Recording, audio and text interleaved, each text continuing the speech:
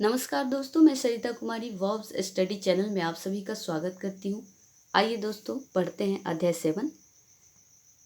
पिछले क्लास में हम लोगों ने प्रिंसिपल ऑफ इंटेलिजेंस के बारे में शॉर्ट इंट्रो पढ़ा था, यानी कौन से सिद्धांत किस मनोवैज्ञानिकों ने दिया है, इसको हम लोगों ने याद किया था। अब हम इसकी डिटेल से चर्चा करेंगे। प्रिंसिपल ऑफ इंटेलिजेंस यानी बुद्धि के सिद्धांत जो 9 हैं, उसमें से आज हम 3 का ही अध्ययन करेंगे। नेक्स्ट वीडियो में जो है नेक्स्ट प्रिंसिपल के बारे में पढ़ेंगे। तो चलिए स्टार्ट करते हैं। जो पहला है एक कारक सिद्धांत। इस सिद्धांत के प्रतिपादक वीने हैं और इन सिद्धांत को आगे बढ़ाने वाला यानी इनको सहयोग देने वाले जो मनोवैज्ञानिक है टर्मन, स्टर्न और एनिंगहास। इन तीनों ने मिलकर इनका सहयोग किया, इनको आगे बढ़ाया, यानी कहने का मतलब इस सिद्धांत को आगे बढ़ाया। इन मनोवैज्ञानिकों का मत क्या है? तो बुद्धि एक अविभाज्य इकाई है, यानी बुद्धि को विभाजित नहीं किया जा सकता है। इन मनोवैज्ञानिकों का ये मत है इस सिद्धांत के अंतर्गत।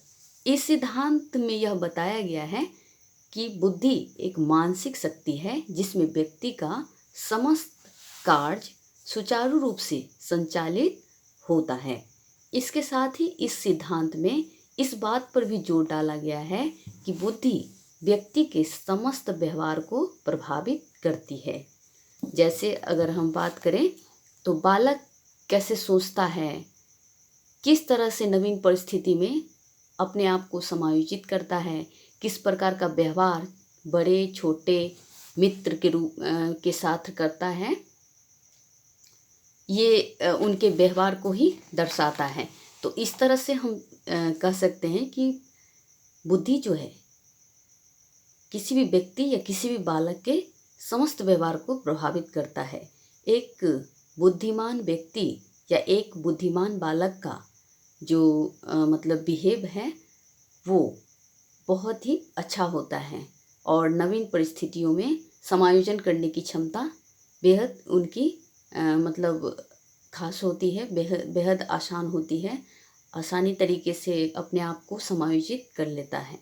तो इस तरह से हमने पढ़ा कि एक कारक सिद्धांत बीने ने दिया है। इसमें क्या क्या बात की गई, एक बार रिवीजन कर लेते हैं। इन्होंने कहा, मनोवैज्ञानिकों ने, कि बुद्धि अविभाज्य इकाई है। उसके बाद इस सिद्धांत के अंतर्गत बुद्धि को मानसिक शक्ति बताया गया और समस्त कार्य को सुचारू रूप से संचालित करने का साधन बताया गया। और इस बात पर भी जोर डाला गया कि बुद्धि जो है व्यक्ति के समस्त व्यवहार को प्रभावित करता है। उम्मीद करते हैं दोस्तों ये याद हो गया होगा आप लोग को। अब हम द्विकारक सिद्धांत के बारे में पढ़ेंगे।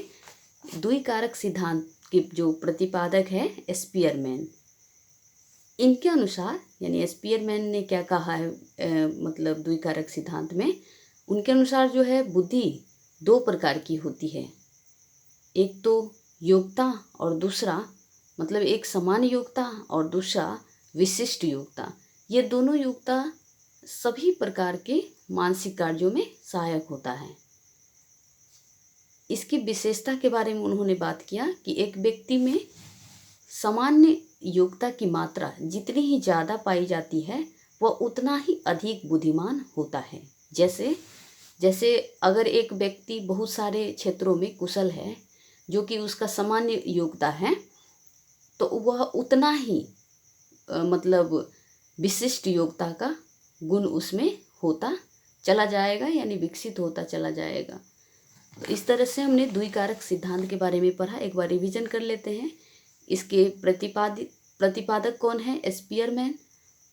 इनके अनुसार जो है बुद्धि 2 प्रकार की योग्यता पर निर्भर करता है, सामान्य और मानसिक योग्यता। और इन दोनों योग्यता के माध्यम से ही कोई व्यक्ति जो है या कोई भी बालक सभी प्रकार का मानसिक कार्य करता है। विशेषता में इन्होंने बताया कि एक व्यक्ति में एक से अधिक सामान्य गुण होते हैं और इसी से वो जो है विशिष्ट कार्य करता चला जाता है। तो इस तरह से हमने द्विकारक सिद्धांत के बारे में पढ़ा। उम्मीद करते हैं ये भी आप लोगों को याद हो गया होगा। अब नेक्स्ट देख लेते हैं बहुकारक सिद्धांत। बहुकारक सिद्धांत में इसके प्रतिपादक जो है थॉर्नडाइक।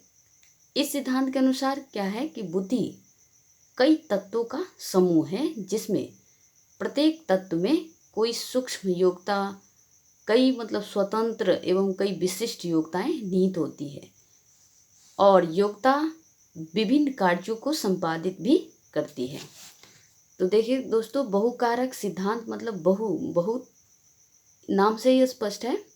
तो इसमें बहुत तत्व होगा, यानी 2 से ज़्यादा तत्व। तो देख लीजिए, सूक्ष्म योग्यता भी होता है, कोई सूक्ष्म योग्यता, स्वतंत्र योग्यता और विशिष्ट योग्यता इसमें निहित होता है। और ये जो योग्यता है ये विभिन्न कार्य को संपादित करने में महत्वपूर्ण भूमिका निभाता है।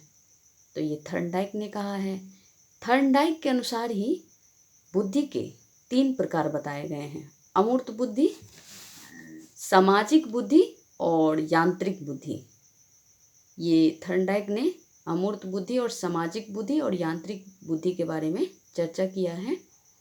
इनके अनुसार बुद्धि के 4 जो है प्रतिमान भी है, स्वतंत्र प्रतिमान 4 हैं, जिसको एस्पेक्ट कहते हैं।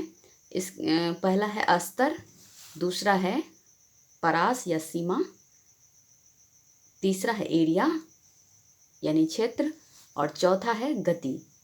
तो इन्होंने इस स्तर के बारे में कहा है कि इसका अर्थ जो होता है किसी विशेष कठिनाई स्तर का कितना कार्य किसी व्यक्ति द्वारा किया जा सकता है। स्तर का मतलब हो गया परास या सीमा की बात करें तो कार्य की उस विविधता से है जो किसी स्तर पर कोई व्यक्ति समस्या का समाधान कर सकता है। यानी किस स्तर पे कोई व्यक्ति समस्या का समाधान कर सकता है, तो ये सीमा कहलाता है। उसके बाद क्षेत्र की बात उन्होंने किया कि क्षेत्र का अभिप्राय जो है क्रियाओं की उन कुल संख्याओं से है जिसका हम समाधान कर सकते हैं।